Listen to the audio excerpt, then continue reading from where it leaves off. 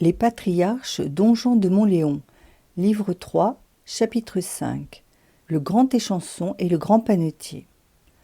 De même que la perle plongée dans le fumier, dit saint Jean Chrysostome, conserve toute sa beauté, de même la vertu, en quelque endroit qu'on la relègue, brille d'un éclat qui lui est propre, fût-ce dans l'esclavage, fût-ce en prison, dans les afflictions comme au sein du repos.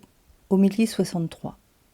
Tandis que Joseph entrait ainsi dans les bonnes grâces de son geôlier, il arriva, dit l'Écriture, que le grand échanson et le grand panetier, ayant commis une faute, furent condamnés par le roi à la prison. Certains commentateurs ont pensé que ces deux hauts fonctionnaires avaient comploté contre la vie du souverain. Mais cette opinion est fort peu vraisemblable, car il n'est pas douteux qu'en pareil cas ils eussent été pendus sur l'heure.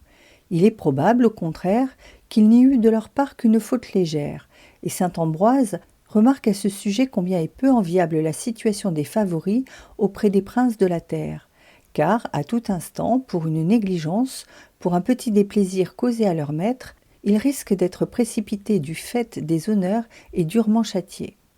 Le chef de la prison confia les deux nouveaux arrivants à Joseph, et celui-ci, touché de compassion pour leur infortune, les servait, dit l'Écriture. Son cœur généreux comprit la détresse de ces deux hommes, qui, habitués hier au raffinement de la vie de cour, se trouvaient brusquement jetés au fond d'un cachot, pêle-mêle avec une racaille malpropre et grossière. Non seulement il s'employait de son mieux à les aider matériellement, mais il s'efforça aussi de les consoler, de fortifier leurs âmes, de leur rendre du courage, de ne pas les laisser se consumer dans le chagrin. Un matin, en entrant dans leur cachot, il les trouva plus sombres qu'à l'ordinaire. « Pourquoi avez-vous l'air tout triste ?» leur demanda-t-il. « C'est, lui répondirent-ils, que nous avons eu un songe, et nous n'avons personne qui puisse nous l'interpréter. » Il faut savoir, dit M. Vigouroux, que, de toute antiquité, l'Égypte a attaché au songe la plus grande importance et considéré avec le plus grand respect ceux qui étaient capables de les interpréter. Les découvertes égyptologiques sont d'accord sur ce point, avec les témoignages classiques d'Hérodote et de Plutarque. Dans une inscription hiéroglyphique de Karnak, où sont relatés les exploits de Ménephta Ier contre les envahisseurs venus de Méditerranée, on lit que ce pharaon aperçut en songe comme une statue du dieu Ptah. Elle se dressa devant lui et l'empêcha d'avancer.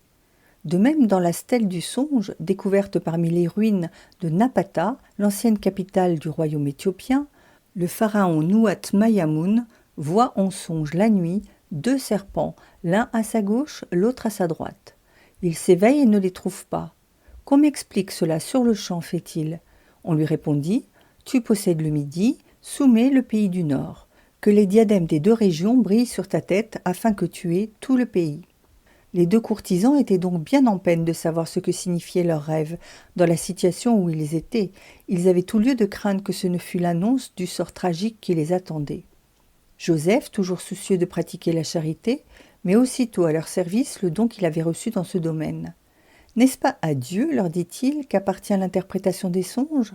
Comme pour dire « Vous n'avez pas besoin de vos devins et de vos magiciens pour expliquer ce que vous avez vu. Dieu peut en révéler la signification à qui lui plaît. Racontez-moi ce que vous avez vu. » Le premier, le grand échanson, exposa son affaire. « Je voyais devant moi, dit-il, une vigne, sur laquelle il y avait 3 ceps, qui croissaient peu à peu. Elle donna des bourgeons, puis des fleurs et des grappes qui mûrirent. Et je tenais la coupe du pharaon dans ma main. Je pris donc les grappes, je les pressai dans la coupe que je tenais, et je tendis le breuvage au pharaon, qui le trouva excellent. » Sur la foi d'un passage d'Hérodote, les ennemis de la Bible ont prétendu que cette histoire ne pouvait être vraie, les Égyptiens, disent-ils, ne connaissant pas la vigne. Mais les documents sont innombrables, tant chez les auteurs anciens que dans les monuments mis à jour par les découvertes modernes, pour affirmer le contraire. Les vignes étaient nombreuses en Égypte. De plus, non comptant des vins indigènes, les Égyptiens faisaient venir en abondance les crus étrangers. En outre, l'usage d'exprimer le jus de raisin dans la coupe du roi a été confirmé par la publication des textes du temple d'Édfou en 1870. Joseph écouta en silence le récit de l'échanson. Puis, s'étant recueilli, il dit gravement « Voilà ce que signifie ce songe. Les 3 ceps de vigne marquent que vous avez encore 3 jours à attendre, après lesquels le pharaon se souviendra du service que vous accomplissiez et il vous rétablira dans votre ancienne dignité. Et vous lui présenterez à nouveau la coupe selon votre emploi, comme vous aviez coutume de le faire auparavant. » On imagine sans peine la joie de l'Échanson en entendant ce discours. Il s'attendait au pire, il se croyait déjà aux mains de la mort. Et soudain, la parole du jeune Hébreu chassait toutes ses craintes, remplissait sa prison de lumière, le rendait à la vie. Profitant de ses bonnes dispositions, Joseph ajouta « Seulement je vous en prie, souvenez-vous de moi quand ce bonheur vous sera arrivé. Faites-moi la charité de suggérer au Pharaon qu'il me fasse sortir de ce cachot, car j'ai été enlevé par rapine du pays des Hébreux et j'ai été jeté innocent dans ce souterrain. » Ces mots laissent deviner combien, malgré l'amitié que lui témoignait le gardien-chef, le régime de la prison pesait à Joseph, et surtout combien sa nature délicate souffrait d'avoir à vivre, dit saint Jean Chrysostome, au milieu d'hommes sales et déguenillés. Mais il faut admirer ici la réserve qu'il garde sur les causes de son incarcération et le soin avec lequel il évite de mettre en cause aussi bien ses frères que la femme qui l'a calomnié. Il ne fit pas la moindre allusion aux injustices qu'il avait souffertes, continue la Bouche d'Or. Il déclare son innocence, mais il n'alla pas plus loin. Il ne parla pas de ceux qu'il avait traités si injustement. « On m'a enlevé, dit-il, du pays des Hébreux, et on m'a jeté dans cette prison sans que j'aie commis aucun crime. Pourquoi ne dites-vous rien de cette prostituée, de cet adultère, de vos frères, de leur haine, de leur marché infâme, de la passion de votre maîtresse, de son agression, de son intempérance, des pièges qu'elle vous tendit, de ses artifices, de ses calomnies, de la sentence injuste qu'elle fit rendre contre vous, du juge qu'elle corrompit, de cette condamnation portée sans aucun fondement. Pourquoi taire? Pourquoi cacher tout cela? » »« Ah, je ne connais point le ressentiment, répond-il. Toutes ces injustices me valent autant de couronnes et de palmes. Elles sont pour moi d'un profit immense. Quelle sagesse! Que cette âme est au-dessus de la colère, supérieure à l'adversité. Comme elle domine tous les dangers. Vous le voyez, il déplore plutôt le sort de ses ennemis qu'il ne garde le souvenir des injures. Pour ne point nommer ses frères ni cette femme homicide, il dit simplement « On m'a enlevé furtivement du pays des Hébreux, et je ne suis coupable d'aucun crime. » Il ne désigne personne, il ne parle ni de la citerne, ni des Ismaélites, ni de qui que ce soit. Que cela nous apprenne, au cas où il nous arriverait d'être persécutés par des scélérats de la même espèce, à ne pas les poursuivre de nos injures, à ne pas nous répandre contre eux en amères accusations, à nous contenter enfin d'établir doucement et tranquillement notre innocence, à l'exemple de ce grand homme. Homélie 63, 2. Cependant, le grand panetier, mis en confiance par la manière heureuse dont Joseph avait interprété le songe de son compagnon, exposa à son tour tout ce qui l'avait troublé. « J'ai vu, dit-il, comme si je portais sur ma tête 3 corbeilles, dont 2 étaient pleines de farine, et la 3e, qui était la plus haut placée, contenait tout ce qui sait faire l'art de la boulangerie, et les oiseaux en mangeaient. » Joseph, après avoir attentivement écouté, lui dit qu'il aurait vivement désiré de pouvoir lui donner une explication favorable de ce songe, mais que, pour ne pas l'induire en erreur, il était contraint de lui avouer la vérité, si douloureuse qu'elle fût. Les 3 corbeilles signifiaient qu'il n'avait plus que 3 jours à vivre, après quoi il serait condamné à mort, mis en croix, et ses chairs seraient dévorées par les oiseaux. 3 jours après, en effet, le pharaon célébra l'anniversaire de sa naissance. Il offrit à cette occasion un grand festin, au cours duquel le souvenir de l'Échanson et du panetier qui le servait jadis lui revint en mémoire. Sur l'heure, il fit appeler le premier pour le réintégrer dans ses fonctions, tandis qu'il ordonnait de mettre le second en croix, réalisant ainsi à la lettre l'interprétation des songes donnés par Joseph. Peut-être cette diversité de traitement envers les 2 accusés n'eut-elle d'autre raison d'être qu'un dessein d'intimidation et la volonté du souverain de rappeler son droit discrétionnaire sur la vie et la mort de ses sujets. Cependant, si l'on considère la sagesse, la prudence, la modération dont fera preuve ce prince dans la suite de cette histoire, il est plus vraisemblable de penser qu'il agit en connaissance de cause, ayant eu le temps d'instruire l'affaire.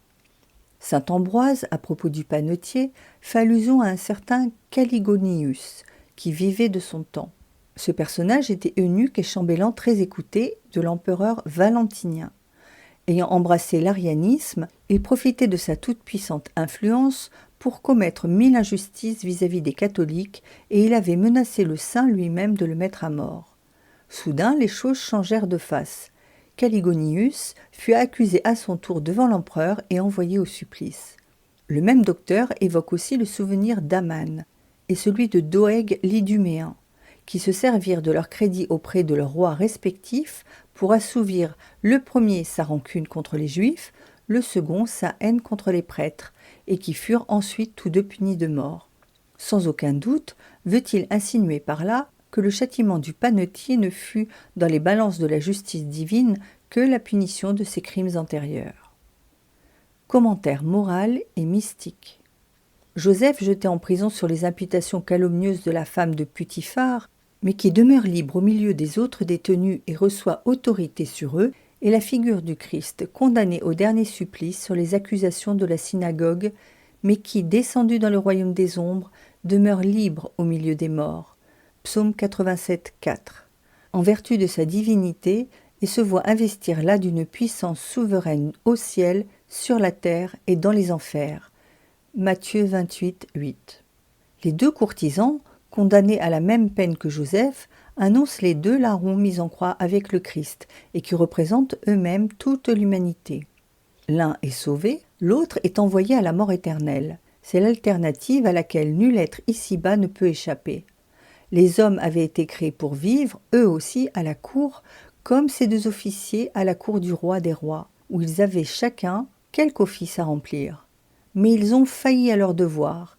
Ils ont tous, en la personne d'Adam, péché contre Dieu, comme les deux eunuques avaient péché contre le Pharaon. Ils ont de ce chef été chassés du paradis terrestre, exclus de l'amitié de leur maître, condamnés à vivre tout le reste de leurs jours dans une prison obscure, sans autre horizon que la mort éternelle. Dans cette geôle, cependant, le Christ, comme Joseph, est venu les rejoindre. Il leur a apporté des paroles de consolation, il les a soulagés de leur peine, il leur a révélé le mystère de leur destinée. Il a enseigné que les uns, les bénis de son Père, rentreraient un jour dans le royaume préparé pour eux depuis le commencement du monde, tandis que les autres iraient, hélas, à la mort éternelle. Seulement, ainsi qu'il arrive toujours dans l'Écriture, la figure n'exprime qu'imparfaitement la réalité.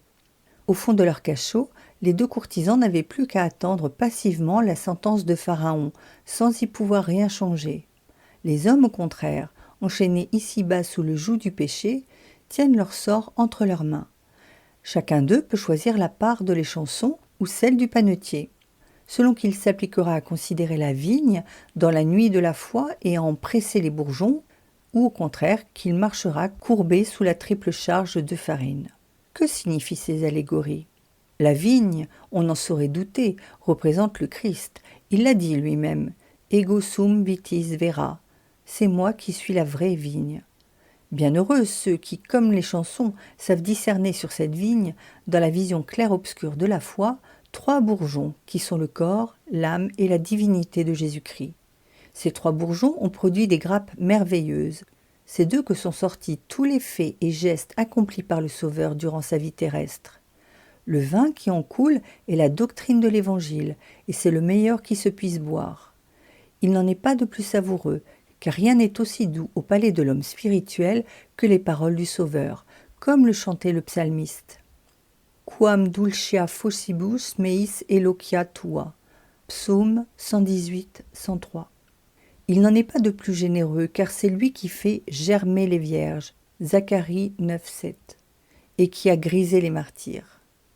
Bienheureux ceux qui s'emploient à exprimer le jus de ces grappes, c'est-à-dire qui méditent les actions et les paroles du Fils de Dieu, qui cherchent à se pénétrer de tout ce qu'il a fait pour nous avec les trois bourgeons.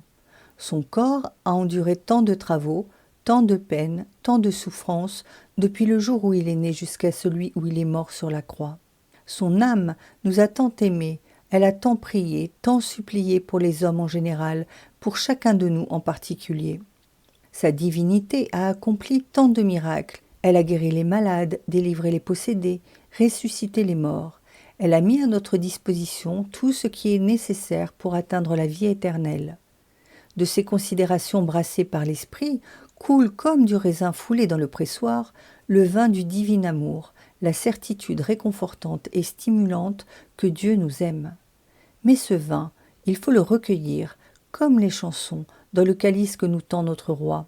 Le calice que Dieu tend à chacun de nous, c'est la part de souffrance qu'il lui demande d'accepter pour l'expiation de ses péchés, pour le salut du monde, pour lui rendre, comme Job, un témoignage de soumission absolue et lui prouver son amour.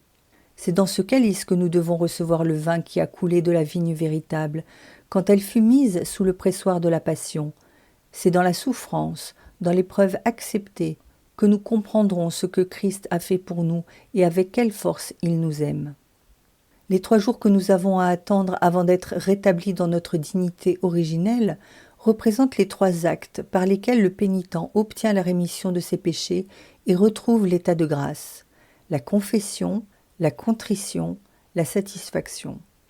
Le panetier, au contraire, qui marche, portant sur sa tête 3 corbeilles pleines, représente l'homme qui s'avance dans la vie, courbé sous le poids des seules préoccupations terrestres. Au lieu d'avoir l'esprit libre et découvert, comme le demande saint Paul, 1 Corinthiens 11, 7, pour pouvoir contempler Dieu dans la lumière de la foi, il est aveuglé par sa charge de farine. Par cette farine qui est condamnée à moudre, en punition de ses péchés, la fille des Chaldéens, l'âme qui a perdu son trône, qui s'est assise à terre dans la poussière, et qui ne sera plus jamais appelée délicate et tendre, parce qu'elle a endurci son cœur et perdu tous ses droits à l'amitié de Dieu. « Prends la meule, lui dit le prophète Isaïe, et moule la farine. » 47, 1 et 2. Et ce que saint Grégoire le Grand explique ainsi: la meule qui tourne en rond et qui pulvérise la farine représente l'activité humaine, qui fait tournoyer l'esprit et le réduit à une poussière de pensée sans consistance. Notre homme emporte 3 corbeilles, c'est-à-dire de quoi remplir les 3 puissances de son âme: l'intelligence, la volonté, la mémoire. Il en fabrique toutes sortes de pensées, de desseins, de projets, dont il nourrit son esprit et qui font ses délices, mais qui font aussi ceux des démons de la vaine gloire, représentés par les oiseaux attachés à ses pas. Il a 3 jours à marcher, qui sont le consentement au péché, l'habitude du péché, le désespoir, au bout desquels il trouvera la mort éternelle. Dans la prière que Joseph, après lui avoir expliqué son rêve, adresse à l'Échanson: « Souviens-toi de moi lorsque tout ira bien pour toi. » Nous entendons la voix du Christ suppliant ceux qui se sont rapprochés de lui dans l'épreuve de se souvenir de lui lorsqu'ils reprennent leur état normal d'existence. Combien, en effet, sont revenus à lui dans les prisons, dans les camps de concentration, dans un moment de détresse physique ou morale, qui ensuite, ressaisis par le train de leur vie ordinaire, l'ont, comme ce courtisan, complètement oublié.